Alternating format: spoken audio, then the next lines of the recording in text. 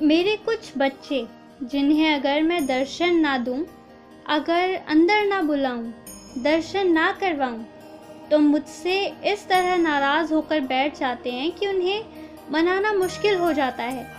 तो आज मेरे वो बच्चे मुझे बताएंगे कि मैं उन्हें अब कैसे मनाऊं।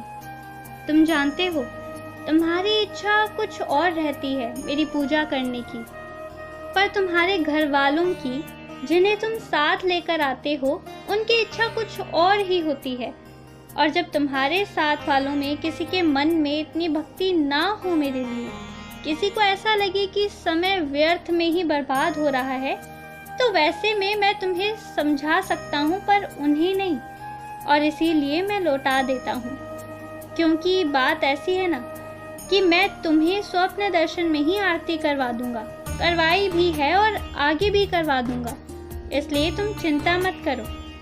और हाँ, ये बिल्कुल सच है कि भक्ति के मार्ग में भी कुछ लोग गलत काम करते हैं और तुम्हें उन सब में नहीं पड़ना है। इस बात का ध्यान रखना। जिस प्रार्थना से जिसलिए तुम मेरे पास आए थे ना, समझ लो वो इच्छा तुम्हारी पूरी हो जाएगी। प्रत्यक्ष रूप से तुम्हें 3-4 दिनों में सब समझ आ जाएगा। और एक बात समझ लो, हो सकता है जो तुम पर नजर रख रहा हो वो बेहद शक्तिशाली हो, लेकिन मैं तुम्हारे साथ हूँ, तो तुम्हारा पक्ष ज्यादा भारी है। कोई चाहकर भी कुछ नहीं बिगाड़ पाएगा, ये तो तुम जानते हो। पर किसी को बिगाड़ने की चाहत ही नहीं होगी, आज तुम ये समझ लो।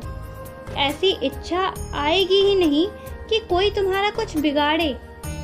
मैं जानता हूँ कि तुम जो हो, लोग ठीक उसके विपरीत तुम्हारे बारे में बातें कर जाते हैं, लेकिन सच क्या है ना, ये सब महसूस कर पाते हैं। और सच से बढ़कर कुछ नहीं होता, इसलिए तुम निश्चिंत रहो।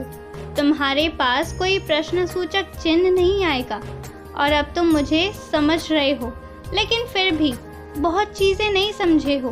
पर जितना भी समझ रहे हो ना, तुम भक्ति के उस मार्ग पर, उस पड़ाव पर आ गए हो कि अब तुम कुछ भी नहीं बोलोगे ना, फिर भी तुम्हें मिलेगा। जो तुम्हारे दिल की ख्वाहिश है वो तुम्हें मिलेगी, ज़रूर मिलेगी।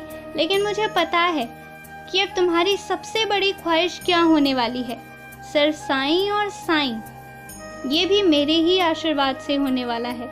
तुम अत्यंत भाग्यशाली हो और हमेशा इस बात को याद रखना।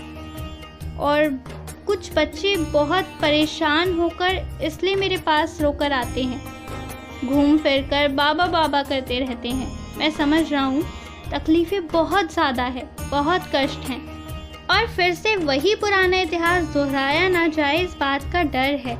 चिंता के कारण कोई नई बीमारी ना हो जाए, इस बात का भी डर है। मैं सब समझ रहा हूँ। बड़े दिनों के बाद तुम कल बैठकर मुझसे नज़रें मिलाकर शिकायत कर रहे थे। अच्छी बात तो तुम्हारी मुझे ये लगती है कि अपनी गलतियाँ मुझे साथ ही साथ बताते जाते हो, पर मैं जानता हूँ तुम्हारा दिल भर गया है। शायद परेशानियों का बोझ अब भारी पड़ रहा है। ये ना सोचना कि तुम रोगे और तुम्हारे साथ बैठकर मैं भी रोता रहूँगा।